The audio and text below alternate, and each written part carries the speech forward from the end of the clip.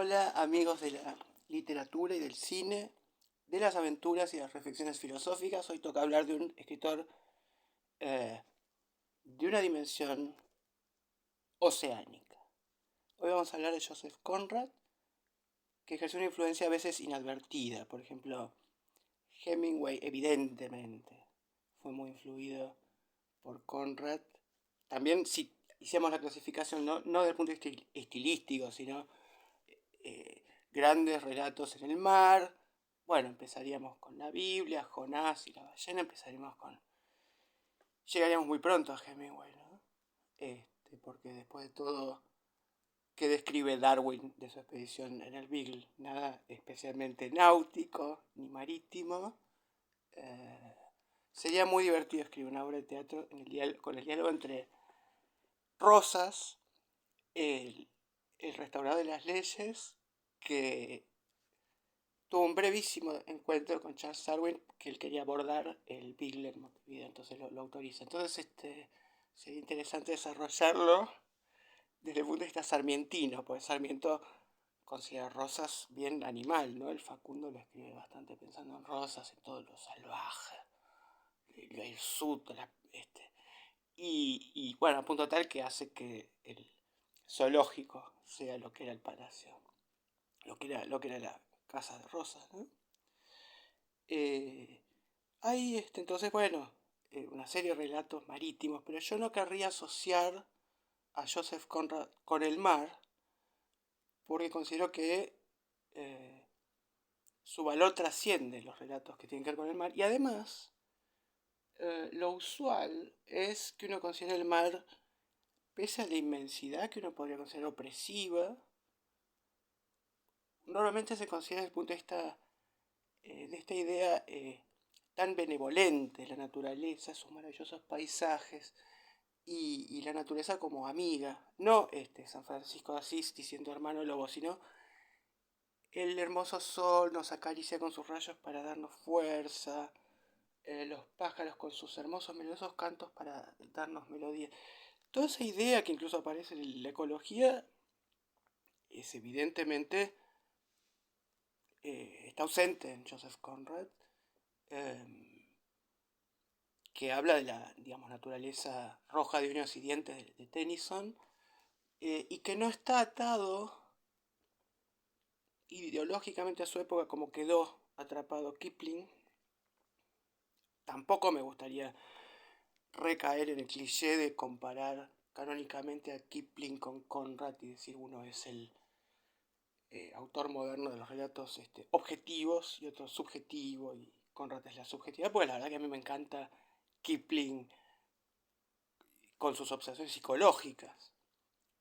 Y Conrad en muchos momentos tiene estas descripciones de la sintaxis francesa inflamada y precisa, que busca un anclaje en esta marejada de cambio de timón. Podemos hacer esos chistes. Tiene un montón de metáforas náuticas, tiene un montón de usos estrictos de palabras náuticas.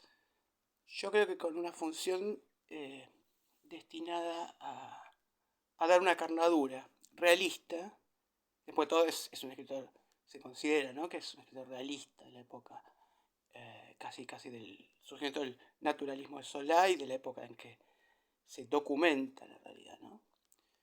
Y sin embargo, bueno, está tan cerca de lo bíblico, lo shakespeariano con los fantasmas, y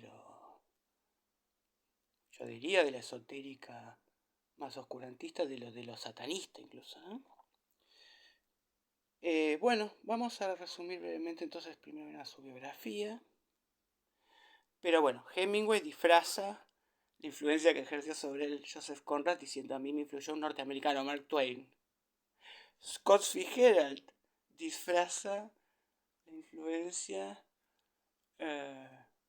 diciendo que le influye más bien Melville. Y Faulkner también, no me acuerdo si es Ambrose Bierce o también, ¿no?, una cosa nacionalista. Y el nacionalismo es lo universal, es decir, cada vez que se trata de cumplir con una especie de sueño verdaderamente universal, hace poco hemos hablado del Apolo 11. Apolo se llamaba el padre Joseph Conrad casualmente. El Apolo 11 presentó para nuestros ojos nada que ver, ¿no? Los astronautas, en lugar de concentrarse en el prodigio técnico, se concentran en qué hermoso paisaje lunar y es la benevolente naturaleza otra vez. No hay ahí tortura moral, no hay nada de los viajes que hay en Conrad. Y Conrad mantiene esto de la profunda dualidad del ser humano, del desafío de la conciencia y de la moral, también en sus relatos ulteriores, por ejemplo, El agente secreto, que tanto le gustó, tanto inspiró a Graham Greene, que inspiró esta película de Hitchcock, que habla del anarquismo, pero es totalmente ficticia. Él nunca conoció a un anarquista, él lo dijo. Y cuando le dicen los críticos que hace la línea de sombra bien, no es autográfico, él macanea muchísimo con su autografía, oculta toda la primera parte. Vamos a empezar por ahí. Él nace en Ucrania, pero una Ucrania que pertenecía a Polonia, que pertenecía a la Rusia zarista. Su padre desea la independencia, es un nacionalista polaco, traduce a Shakespeare y a Víctor Hugo, y me parece que es importante este dato porque es una influencia enorme Shakespeare. Y lo que va a hacer Joseph Conrad a nivel estilístico, por más que no importa, quien no lo pueda leer en inglés, es como que no pueda leer a Shakespeare en inglés. Lo esencial no lo pierda. Shakespeare puede ser visto en Ran, ¿no? La versión de Rey Lear de Kurosawa puede ser visto. Las mejores versiones son las puestas rusas, o sea, no hay pentámetro yámbico, no hay rima, ni la efervescencia, la atmósfera que dan las palabras que incluso él inventó, ¿no? Inventó tantas cosas, ya experimentó este uso del sustantivo como adjetivo, ¿no? Por ejemplo, en Macbeth, Lady Macbeth dice, dale, ¿qué pasa? No seas cobarde, no tenés el instinto asesino, va, no servís. Sos un tiernito, fuiste educado con la leche de la bondad humana, de Milk of Humankind. Y Ricardo III que dice en el invierno de nuestro descontento. Entonces leche e invierno son sustantivos que adjetivan. Todos esos recursos, bueno, recordemos por ejemplo, en un poema de Victor Hugo aparece le cheval noir de la nuit, la yegua, el caballo negro de la noche, está tomado del inglés nightmare, pesadilla. Entonces, estos ecos aparecen clarísimamente. Yo creo que es lo que más habría que realmente decir que Conrad es tan parecido a Shakespeare en cuanto a su universalidad. Se ocupa de las emociones humanas. Yo diría que es un autor psicológico más que realista. Es decir, la meteorología interior le importa no menos que la exterior. Entonces, si bien el clima da cuenta, es muy cinematográfico. Por eso ha habido tantas excelentes adaptaciones al cine. David Lean murió sin haber podido filmar. Era su máximo sueño, pero ya está muy viejito. Nostromo, que es a su vez la obra que más tiempo le insumió a Joseph Conrad y que incluso lo torturó muchísimo y dijo, me vaya a la tumba. Sí filmó Lord Jim con el actor de Lawrence de Arabia, que también hay muchos relatos de Joseph Conrad donde un conquistador de pronto se pasa al enemigo y es querido por los enemigos. Bien. Bueno, entonces Joseph Conrad, que se llama Conrad Epski, bueno, era de alcurnia polaco, sufre muy pronto el hecho de ser huérfano porque es conducido a Siberia. Su padre va a la prisión, él con la abuela le lleva una torta, pero pronto son llevados directamente al exilio, donde la madre no lo soporta ya, él muere de tuberculosis, y el padre muere también muy pronto, y él es llevado a lo de su tío Tadeo, que lo trata de darle una buena educación. Él se harta de la educación, a los 17 años se quiere ir, siente ese llamado del mar, que eso lo transmite mucho. en los libros, pero no es el mar en sí, todo es medio simbólico, tiene, digamos, una matriz un poco alegórica. Lo que es interesante en Joseph Conrad, yo creo, es todo lo que es muy pesimista. Él, por odio a los rusos, nunca reconoce que Dostoyevsky sea bueno, pero hay mucho de Dostoyevsky, o por lo menos de lo que Nietzsche admiraba en Dostoyevsky. Hay mucho de Nietzsche, en por lo menos la filosofía. Eh, bueno, vamos a decir lo que hizo con su vida. Él entonces se metió en Marsella como marino, en estos barcos que eran bergantines, pero a vela, pero que ya en ese momento estaba la transición con los... Ya pronto vendría el vapor, y fundamentalmente él, después de una temporada ahí que él no era otra cosa en común que podemos ver con Dostoyevsky, ¿no? Que eran malísimos apostando, él pierde muchísima guita, no sabía manejar el dinero. Y bueno, tiene un intento de suicidio, pegándose un tiro en el pecho, que ha sido ocultado en algunas biografías, no en la pésima de una novia de Joseph Conrad, que era una pésima biografía. Tuve que leer cosas muy malas. Voy a rescatar las buenas. O sea, Joseph Conrad, las novelas buenas, claramente, Corazón de la Oscuridad, que fue traducido como de las Tinieblas, que está muy bien, que es la que lleva a la pantalla grande Francis Coppola, cuyo segundo nombre Ford es por el pionero John Ford, eh, como critica Vietnam. Y ahí ya estaba tan gordo Marlon Brando para ser el Capitán Kurtz, que finalmente eso lo beneficia porque adquiere esa complexión de Buda, ¿no? Porque era tan adorado. Es interesante también lo que es la poliédrica, multifacética, la extranjería, eh, tiene la mezcla de lo francés, del inglés, pero Kurtz también tiene algo de alemán, y hay como una ubicuidad. En todos los relatos de Joseph Conrad tenemos... son tan universales y son tan timeless, tan atemporales, tan siempre actuales, como Shakespeare, porque no importa a veces sitúa, digamos, la civilización y barbarie en Latinoamérica, inventa un país, como era, como Colombia, Colombagua, bueno, no me acuerdo exactamente cómo se llama el país, ¿no? Pero esto ya lo hace en plena época en la que él visita Estados Unidos, se entrevistó con Bertrand Russell, eh, y ahí a Henry James era Faulkner el que decía que lo influyó. Se entrevista con Henry James. Él nunca participa de la vida de los escritores, ¿no? Es así. Bueno, entonces él vuelve a Marsella, sin un mango y con un amor contrariado, y ya con gota y con depresiones que va a tener toda su vida. Pero todo lo que implica las distintas identidades que él habitó, y también su sensación íntima de lo que ahora llamaríamos síndrome del impostor,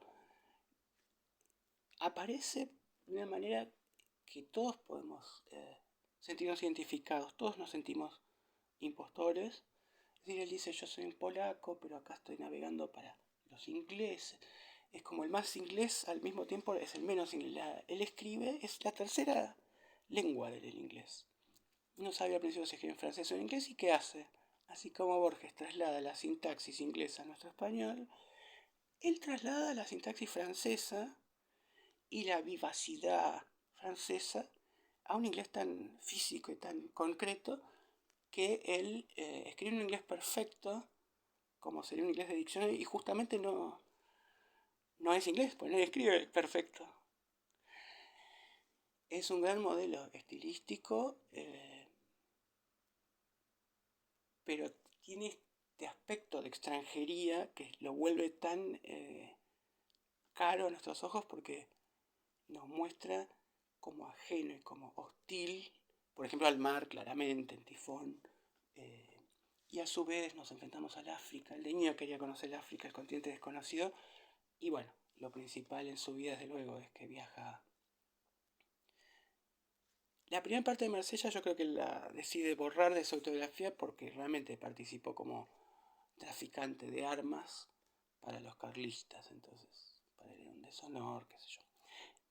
Él finalmente ve que no puede avanzar como en la jerarquía, ¿no? De la marina en Francia. Ve que tiene el gran peligro de que lo enrolen los rusos, porque como se llama polaco, él es ruso, digamos. Entonces ya va a Inglaterra por primera vez, ¿no? Y a partir de ahí se convence de que quiere ser inglés. Sin saber una palabra se pone a aprender inglés leyendo Shakespeare a bordo. Ahí hace toda su carrera y llega a ser capitán e incluso durante la Primera Guerra lo nombran el almirantazgo. Le dan un título de nobiliario que él rechaza, pero lo mandan un poco como espía. Así que es fascinante como él, nos habla del río en forma de serpiente, nos habla siempre nos habla de una gran complejidad y el gran tormento del alma humana. Pero tiene la elegancia de no decirlo. Es decir, es un moralista claramente, pero sin solución. No es un cínico, bastante bíblico, desde luego, pero no a nivel... A ver cómo lo podemos decir. O sea, él permanentemente trata de dar cuenta de lo inefable, de lo inenarrable, de, todos los horrores de la colonización, ¿no? Y la colonización especialmente en el Congo belga y lo que fue, ¿cómo se llama? Leopoldo II, el rey belga que, según Vargas Llosa, debería ser considerado uno de los mayores asesinos de la historia, ¿no? Como Stalin, dice. Pero comprendiendo cómo son las cosas, Joseph Conrad no se limita a circunscribirlo a un país como se hace Kipling y quedó atrapado en el tiempo, ¿no? Él descubre que los italianos, que los franceses y los ingleses son no menos brutales, barbáricos, y a su vez son barbáricos los africanos o los latinoamericanos. Esto, por supuesto, le valió que ahora, en la época de la corrección política, en 1986 un nigeriano es el primer africano en ganar el premio Nobel de literatura, pero ya antes aparece una fuertísima crítica, lo consideran totalmente racista, me parece que es una línea que no tiene ningún sentido seguir, porque él en su época escribe en contra de todas las... Es decir, siendo una persona del siglo, aparece en 1906, esta novela Ruiz, donde aparece San Martín, aparece noblemente San Martín, tipo el zorro, viene, lo libera, dice que es muy, muy interesante, aparece José de San Martín literal. Pero habla permanentemente de la naturaleza como una amenaza, como muy fuerte, y que uno tiene que dominar y uno tiene que estoicamente hacer lo que hay que hacer. Es decir, todo el rigor que implica siempre ship shape, ¿no? Estar en un barco que todo tiene que estar perfectamente funcionando, y lo aplica después a escribir. No le gustaba escribir, era una tortura, pero no es un escritor hedonista. Lo recupera después mucho Borges, cuando ha sido un poco olvidado, porque era un escritor por entregas. Él, rápidamente terminemos la biografía, va a Inglaterra, va a ver la colonización, sobre todo la búsqueda de caucho y de marfil, se diezman elefantes, ¿no? O sea que es un autor que quiere mostrar el elefante en la habitación, y ya no queda el elefante, queda el marfil. Y es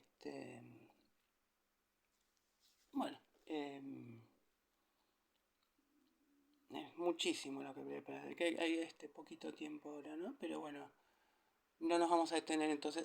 Que era racista, no era racista. Es como decir que Mark Twain era racista porque usó la palabra negro, que en ese momento no había otra.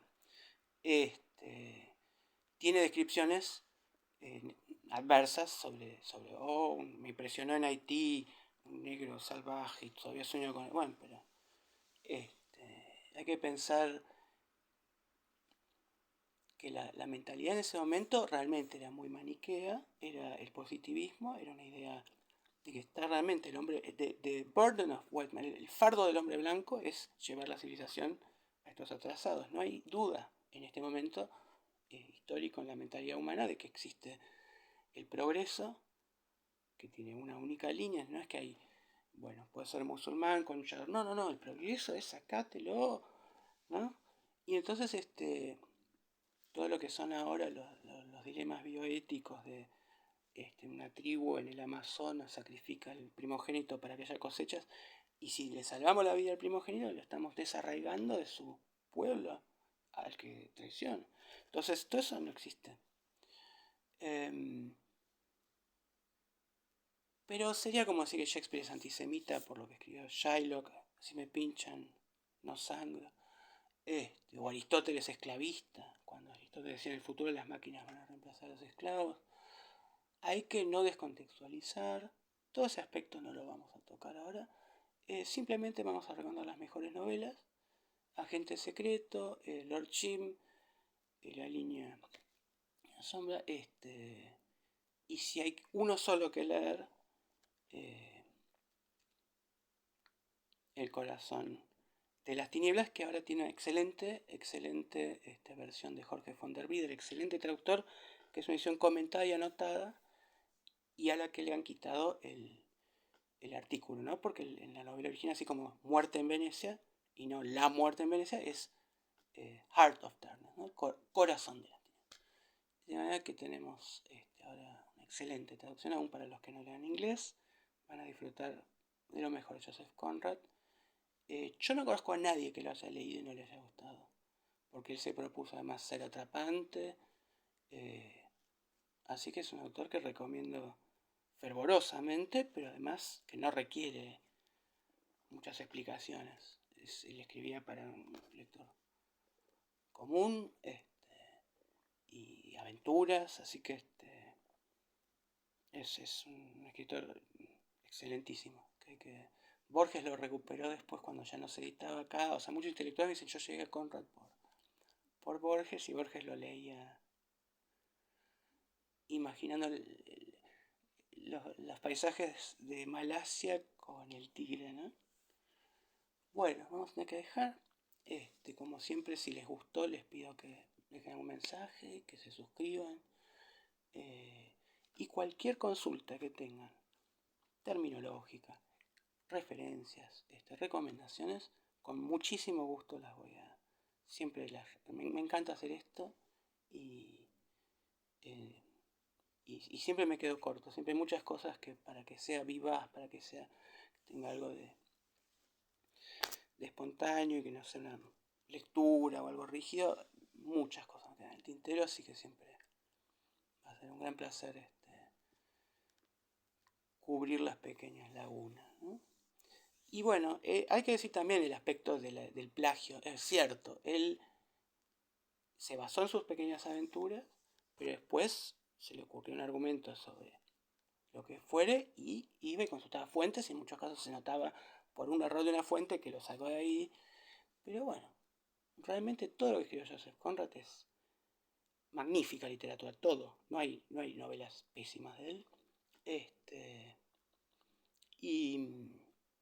Y bueno, él sabía que le iba a agarrar una fuente y le iba a hacer devenir mar, océano, ¿no? Entonces tenemos el tema de la inmensidad, pero de la desprotección, del estar desarropado. O sea, hay algo, podemos decir, kafkiano, digamos, frente no a la burocracia, sino al... Porque lo usual, esto es lo que toma también Melville, ¿no? Melville tiene muchas historias marineras, de insurrección, de motines, pero la idea de que algo que usualmente es considerado lindo, como el color blanco, o adorable y majestuoso, como una ballena, es monstruoso, es importante. Y Conrad, habiendo vivido la, lo inescrupuloso, digamos, que puede ser el mar, lo poco diplomático y británico que es el mar para con nuestras vidas, quiso transmitirlo y lo logra transmitir la idea de una naturaleza profundamente impersonal y no esta idea que tenemos a veces Disney, y del interior de nuestro alma. Es decir, en la mayoría de sus relatos yo lo emparentaría mucho más al Dante y a lo que es el descenso a los infiernos. Yo creo que hay que situarlo, el descenso a los infiernos, lo que es las mayores barbaries y torturas y lo que es el ver las tinieblas y el horror. Normalmente no lo emparentamos con algo líquido, ¿no? Dejamos que hay que fluir, ¿no? Hace agua por todos lados la idea de emparentar el infierno al agua, pero me parece que en este personaje también es interesante el relato enmarcado, cómo empieza, ¿no? Corazón en las tinieblas con el tipo que se les voy a recordar algo, el personaje que se llame Marlowe, el personaje anterior es contemporáneo de Shakespeare. Podríamos hablar mucho de las simbologías. En la obra de James Cameron, en Alien, aparece un Nostromo, la verdad que vamos a hacerlo infinito, ¿sí? Pero bueno, simplemente recomendarlo muchísimo, que no haya dudas de que era polaco, porque claramente se reunió con Madame Curie, que es polaca también. Es como decir que no era polaco Copérnico, porque en ese momento era alemana, la ciudad donde él nació. No, es de los grandes polacos de la historia, como Chopin, Madame Curie, la China Suárez, Goyeneche, ¿no? Bueno, vamos a tener que dejar. Es una literatura a la que se puede acceder enseguida y que de inmediato nos atrapa, así que recomiendo muchísimo a quienes no lo conocen o no lo hayan leído que lo disfruten.